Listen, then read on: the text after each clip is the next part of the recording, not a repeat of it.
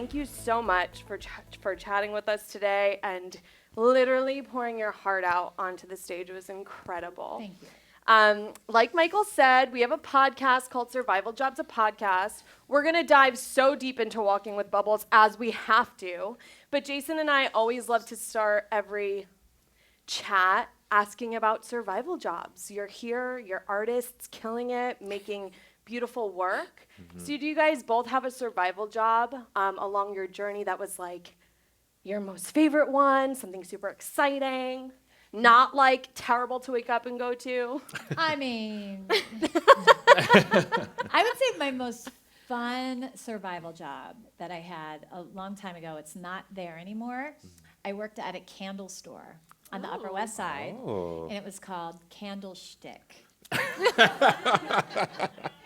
That's so good. And we sold candles. Yeah. And it was a bunch of actors. I, in fact, worked with Jeff Bowen and Heidi Blickenstaff, who wrote and were in Title of the Show. I love That's Heidi. amazing. So we all go back to our Candlestick days. I literally just got burned my last candle Wow. from Candlestick. How What long was year? that? Yeah. I mean, that was in the 90s. Wow. People You've been knew. like saving Did it. anybody know Candlestick? No. Oh, you all sounded it like you'd was shopped there. amazing. Wow. It was amazing. I wish it still existed. I wish it still existed too. What scent was it? I'm so curious. Well, the last one I burned were 2 beeswax tapers, and they were deep Nice. purple. Love that. Nice. So Purple's like good when vibes. you burn deep purple tapers, it was at Halloween last year. I was like, oh, my last Candlestick candles. I worked at a nail salon for 3 years. I did? hostessed, yes. Painting, yes. like- no, like Okay. answering phones and Okay. checking people out.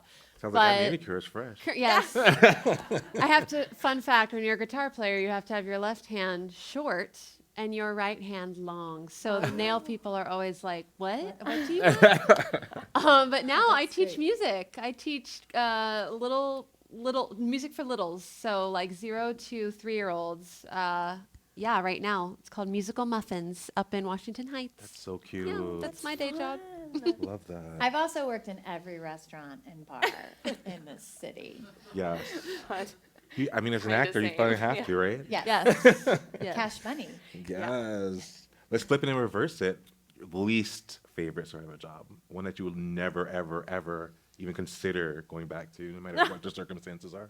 both of their faces Like, are like, survival jobs. Yeah. I mean, I don't want to jinx it by saying I'll never go back to it because that's kind of like the universal play of being yeah. trick on you. They'll be like, Do that "Aw, again. just kidding. But ones that were difficult was at the W Hotel, I was a coat check girl. We did coat check. We did At the coach club downstairs, which I don't think is there anymore, I worked 1 night a week, and it would take me 2 days to recover from it because I worked till like 6 o'clock in the morning. How many people lost their coats? 0. Oh, Oh. good. We used I to was lose good. coats all of the time. But I would make like $500 or $600 Cash. in Yep. dollar bills. Nice. But it would take me 2 days to recover from that because it was so, you're on your feet, you're just working Yeah. so Yeah. hard.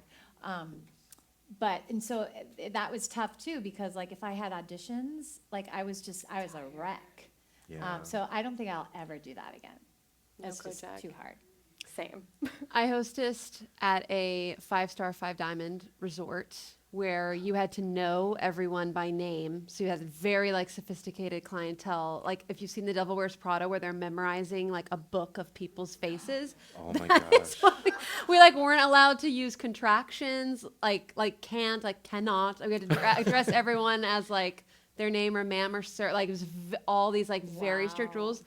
Very fun, like learning all about the fancy food, but I would never want that high stress of a survival job. No again. shot. Were you allowed to like say thanks, guys? One No, time, no guys. No, No. happened to me. I worked at the Thank plaza, you. and I said thank you, guys, and I literally got written up, and then I quit because I was like, this is not my vibe. Yep. I cannot. Yep. That's wild. Yeah. You cannot call anybody guys, and I was like, and I no longer can work here. Bye. Yeah. Thank you. Well, thanks for sharing. We love survival job stories. Check us out. Now let's dive into Walking with Bubbles because, wow, my God. Like, I literally, as soon as this show ended, I said, I don't think I can do this interview. I'm too emotional. I can't tap into what I feel yet so I can speak. So, Jessica, let's Yes. start with you. One woman, I don't know how you're doing this again tonight, first of all. So, two-parter question is, where do you get the strength to do this? Because it is so personal, multiple times a week, and then 2 times in a day. And what made you take it? Because this is originally your memoir, and you transferred it to a play. So what made you decide, now I want to turn it into a play? Well, very quickly, I didn't think I was going to turn it into a play. I thought I was going to do a cabaret and do like all the songs on my playlist that I would like listen to while I was writing to try to get a literary agent because I couldn't get one. And so once I started being like, okay, I'm going to do a cabaret at 54 Below, and then I started looking at my material, and I was like, wait a second, I could make a theatrical arc and write a play. And this is not a cabaret, this is a play. And so I wrote a multi-character play. And the people who I gave it to, my inner circle, to read it, were like, this character's a crutch, get him out, get it out, get it out. This is a one-person show. And I was like, no. And they said, yes, you can do it. If anyone can do it, you can do it. So And I did they it were in right. play form. And then this one kept showing up on my radar. Yes. Everywhere I turned, there was her music, there was her concert, and I finally just worked up the nerve and was like, will you read my script? Is this something you would ever want to do? And she jumped in right away, and that's where our collaboration relationship was born. And now to answer your second part of your question, how do I do this? It's athletic. Yeah. So I take better care of myself than I ever have. But I've also been doing it for a long time that I've built up the stamina. At the beginning of the run, I was a wreck. I was like, how can I do this? And now at the end of the run, I'm like, I got this. You're like, I'll do it 90 more times. I'm good. She ready. But yeah, I will need to eat a bunch of protein after we do this, and I will need to go in the dressing room and not speak because I need to replenish for sure. And then I have to just take really good care of myself. Yeah. But it's hard, but it's worth it. I mean, it's incredible. I was bowing down to you when I saw you. I was like, oh my He gosh. full was. He really was. Isn't she Oh, amazing? wow. Yes. Amazing. So Amazing. Brianna, I'm gonna kind of pivot to you. What was most appealing to you when Jessica came to you with the project? Oh, I love that question. Yeah. Well, I moved to New York to be an actor, and I've And she's an amazing actor. oh, thanks. And I've written music for a long time, but I've never written music for a musical. And I was Yeah. just dipping my toe in that the year that Jessica reached out to me. I just finished working on my first ever musical project. So I just come off fresh of that. And when Jess gave me her script and asked me to read it, I think what grabbed me was just the message of this show. I think kind of what you get in those last 10 minutes where it goes all of a sudden from her personal story to something that we can all relate to, and being open with your struggles, and empathy is really important to me. Opening up is really important to me. Authenticity is a really high personal value of mine. So I think what struck me about this show is just oh man, that's a mission I can get behind. That's a reason I would love to write music. And my big thing about musicals currently, I've said this a million times, but I'll say it again. It's good. Everyone needs to hear it. Musicals have to sing. And I feel like there's so many musicals being written about so many things now, and everything that's a movie is wanting to be a musical. Everything that's a book. I don't think that everything is a musical. I think musicals have to come off the page and sing, and Jess's script sung. You could hear, yes, Yeah. you can hear in even just me reading the dialogue, it's oh, this whole page could be a song. This could be sung. This could be musicalized and dramatized. And so that was just really exciting as a writer to be oh yeah, let's sink my teeth into that. That's Yeah. so exciting and paid off clearly. Literally. Was there a moment in both of your lives growing up where you were oh, I want to be an artist? Do you remember what that was like? Because both of you are so unbelievably talented. Like this piece, I can't. I'm like vomiting my words. Like it's so That's so good. sweet. So like, what was the moment in your life where you're like, I'm gonna be an actress. I'm gonna be an actress, composer, multi-hyphenate. Both of you. Oh my God, both of you are like actors, writers. Yeah, I always wanted to be an actress. I never knew that I wanted to do anything else. My mom tells a story. I don't even know if it's true, but I was crying in my bedroom when I was really little, and she came in. She's like, "What's wrong, Jessica?" And I was like, "Mom, I just gotta act." I love that. I don't know if it's I feel like I said that to my mom like a year ago. Yeah. Like on the corner of New York. Yeah. But like when I was little, I wanted to be Annie, and I wanted to be an Annie, and I just always wanted to sing. And I went to Catholic schools, and I begged my parents to go to like a performing arts school, and they never let me. And I actually think that was the best thing for me, because I had to really work to discover this art life. It's something I've always wanted. I never wanted to be a writer or write a show. That was a gigantic surprise to me, and I embrace it. But yeah, I always wanted to be an actor. What about you? I grew up in a family of all artists. So my father's a music minister in church, and my mom is a pianist. So Concert pianist. yeah, and my whole family, everyone on both sides does something, plays an instrument or sings. I'm the only actor, but I think that was definitely just like in my Tell blood. everyone about your auntie. My 97-year-old great aunt came to see Walking with Bubbles From Florida. from Florida. She grew up in a time where religious folks were not allowed to be in show business. And so she lives out her dreams watching me be in New York City. Isn't that amazing? Weep. And literally That's what stood on she this wanted. stage, and my mom's like, let's have her sing a little something. It was very sweet. Did she sing? She sang. Yeah. Oh God. After opening night. Do you have the clip? Because Yeah. we'll insert it here. On the, think I the do. footage. We need to. Oh. But yeah. So beautiful. Yeah. Oh my gosh. Jessica, when you were writing, I'm gonna go back to that, like, Yeah. because I'm a writer, and I remember someone always saying, like, if it's not painful to write, then it's not worth writing, you know, because you're digging so deep. Was there something that you were like, okay, I can't divulge that. That's like way too much. Yeah, I mean,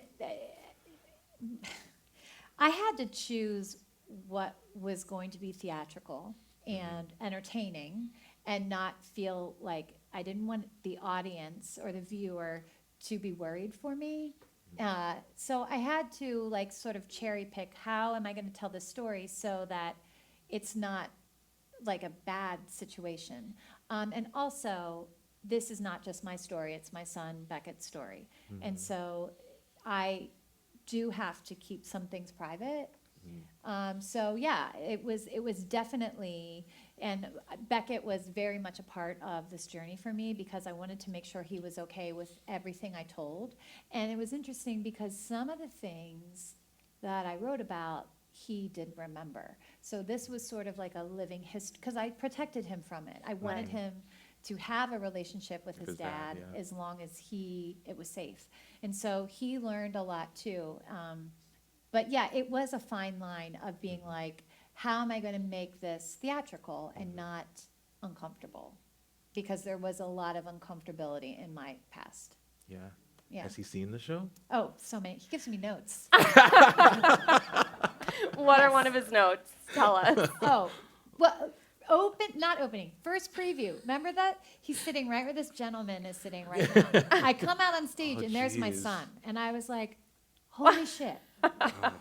So I do the whole show. He had seen it, and so afterwards he comes into the dressing room and he's like, Mama, I can't believe I'm about to say this, but I have no notes. No notes. I didn't know that story. I love that. But if I miss one word, He knows. he knows and he will tell me, won't he? Oh yeah. Yeah. Oh yeah. Yeah. He'll be like, He's a sorry. true theater kid. Yes. Yeah. Oh, I love that. Yeah. So, Brianna, you have so much experience with composing and have been a finalist and so many wonderful things.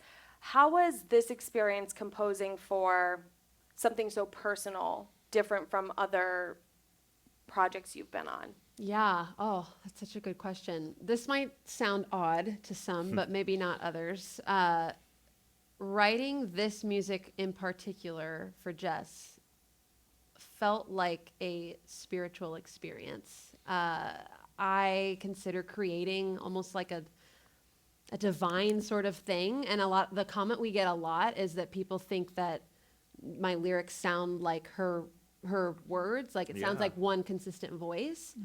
And I think that it sounds really kooky. I don't mean it to sound, but like when I was sitting down to write this music and really diving into Jess's story and her as a character, like really embodying like what you went through, and it was really special. I've actually never had a writing experience quite like this one before, in the sense that it almost felt like the song just like comes to you. It's really incredible, actually. It's something. And then my husband teases me every time I'll write one song, send it, and I'll be on edge all day waiting to hear from Jessica, like, is she gonna like it? Is she gonna like it? I don't know. And then I'll get the text, love it, or whatever, like feedback, and then immediate dread that I'll not be able to ever write another song again. But then she keeps doing it.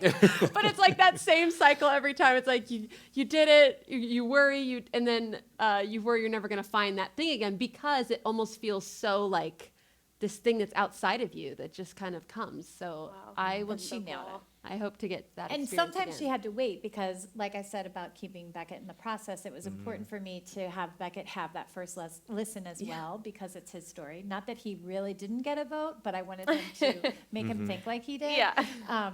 Sorry, Beckett, when you hear that. Becca's like, I don't like this song. And you're like, okay. I'll be like, but so I really wanted him to have that moment with me. And most of the time, it would be like, I'd hear the first couple lines of whatever she wrote, and I would be like, "Oh my God, it's so good." I love that. How long was the process of your collaboration to create the final product? It was not long. It was like less than 6 months. Really? Yeah, because first voice memo I sent her December 2021, and we did our very first public reading The following April. April. Yeah, so That It's is like 4 months, 5 magic. months. But we were working our butts off. Yeah. Yeah. But Yes. still, it's was like when fast. you're in the flow, it's just when you're doing the right thing.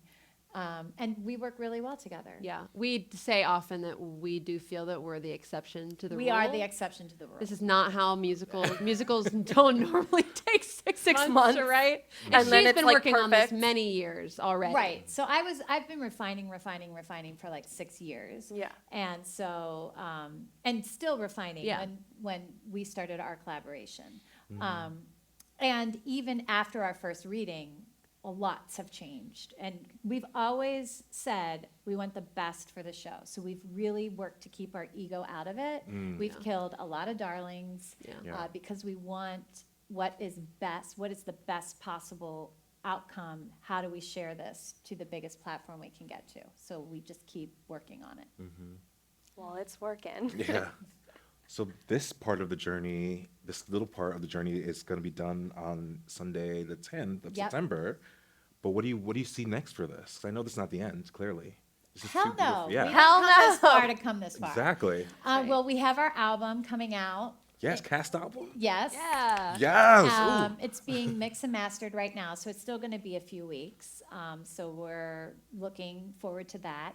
And we are just going to keep working and keep like letting the path unfold. And, you know, we know that it's not magical, something is going to drop into it. We're going to keep working. We'd love to take on more producers. We'd love new opportunities. I mean, we're going to go to the West End and Broadway. I'm just going to say it. Yeah. Yes. We're manifestors. And on I'm not this going to one. pretend like I don't want that to happen. Yeah, we want that to happen. And we'll do the talkbacks in both. Yeah, that's right. Absolutely. I mean, some shows have to go to Broadway. Some shows have to go to the West End. Why not this one? Exactly. Exactly. Why not? Yeah. And I don't see any reasons as to why not. Yeah. So you guys both truly embody what an artist is, with all your multi-hyphenates and your passion about it. Just to bring it back to survival jobs for a second. Sure. Do you have any advice for anybody who may feel stuck in a survival job and have that feeling so badly of just wanting to perform and wanting to write and wanting to make this happen? Oh, Yes. Yeah.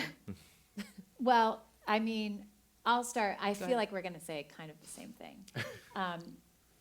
I'm much older than Brianna, and I've been in this business a long time, even though I left the city for a while. But for a long time in my career, I kept trying to be that person that was going to be chosen. And I kept wanting to be that person. I kept wanting to, you know, I'm not saying I never had success. I had success, but I didn't see myself as being a creator. And I would say once I sort of made that switch, and it was difficult, the first thing I had to do was like really get down with like who I am and what I want. Because if you have this like I just want to like not be specific, then like you have nowhere to go. But like once I got specific about like what I really wanted as an artist, and then I started thinking, what if I chose myself? What if I created something for myself? And the thing is like, not everyone is going to be into it, you know? I mean, my agents dropped me 2 weeks before our reading. And that's okay, Sorry though. for them. But that's Like, okay. their boss, you know. Because that was supposed to happen, you know? They weren't into it, so it's okay. But once I think I started choosing myself, then doors started opening, and that doesn't mean I don't have to provide for my child, but it feels different than when I have to do that survival job, you That's know, awesome. instead of Yeah. just waiting. Yeah. Two things come to mind for me. I think one is just like a perspective and attitude shift that happened for me was instead of thinking of the survival job as this thing I have to like get through to the real thing that's over here, like the shiny thing that I want here, and this is, I don't want this. I'm Bad. just having to suffer through this. Yeah.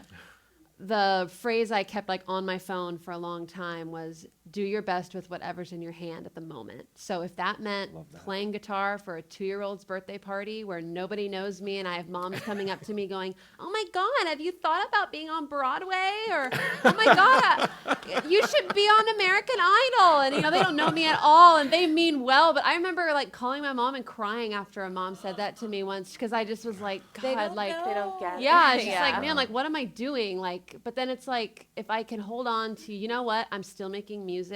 I'm still making Yeah. opportunities for myself. And this matters too. This still contributes to the world. That's the first thing. And then I totally hop on your train of just like making the decision to create your own opportunities. I think a lot of actors and performers are scared to do that, but then you're stuck in this loop of just waiting for people to say yes to you. And then if you're just constantly in that, like, someone say yes, like what you were Yeah. feeling, like, I just want to be that person. I want someone to choose me. Yeah. And then just making it happen yourself. I mean, that's how I met you, was like, yeah. and Once got you into choose this. yourself, then other people are like, oh, what about Jessica Hendy? Yeah. Yeah. Because I'm not like, oh my God. I mean, and the thing is like, I've had 10 times, 100 times more no's than I've had yeses, even with this project. Yeah. But the right people come to the right things, you know, that get involved. And like auditions, I've had like millions of no's, millions. That's okay though, as long as like, you're not going to survive if it's not okay. Then just stay in your survival job because it's too hard. Yeah. Yeah. It's definitely too hard. Yeah. Your advice, Brianna, reminded me of something. Kathy Griffin in her memoir said when she was a host, when she was working at the bookstore, she was the best host and she was the best cashier at that bookstore. Yeah. So like when she implemented the passion for her art into the survival job, then it trickled over into the auditions, into her other work. Yeah. So what you said triggered me to share that as well. Yeah. I do that sometimes. I answer the questions we ask. I'm like, I'll take a turn now. I love that. No, it's great. I agree. Yeah, I love that. Jason, we don't have our buzzers. I know. I'm so upset. Can I ask you one more question though before Yeah. that fun Yes. thing we do? You're doing this amazing show, right? What's feeding your soul outside of this artistically? Like, is there like another show you go see, or a movie, a book, a podcast? I listen to a lot of music. I read. I watch TV. Yeah. But I do a lot of like raising a child. That takes a lot of energy. You're a great mom. I just have to say that. Like, Yes, she is. I was watching this, and like, I had some issues with my father as well, and I just watched you, and I was like, and my mom is great. I love her to death, but the way you communicated with Bubbles, with Beckett, and you just like, I was just like, she's such a fucking good mom, and I was just like Thanks. tearing up watching you, and I Thanks, just that don't. means a lot, even Yeah, though I you mean, don't even really know. I know. I Well, can yeah. be terrible. No, but Moody. And a Based really good on- actress. based on your beautiful writing and your honesty, like it just moved me so much. It I means just a had to lot. say It's that. hard to be a parent. I'm sure all the parents in the audience, it takes Yeah. a lot of work. Yeah. But it's like, I was a reluctant parent, you know? I was not like, didn't grow up thinking like, oh, I can't wait to have kids.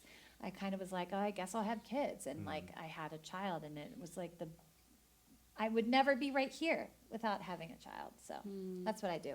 What do you do? Same thing. I love to read. I love. We just finished The Bear.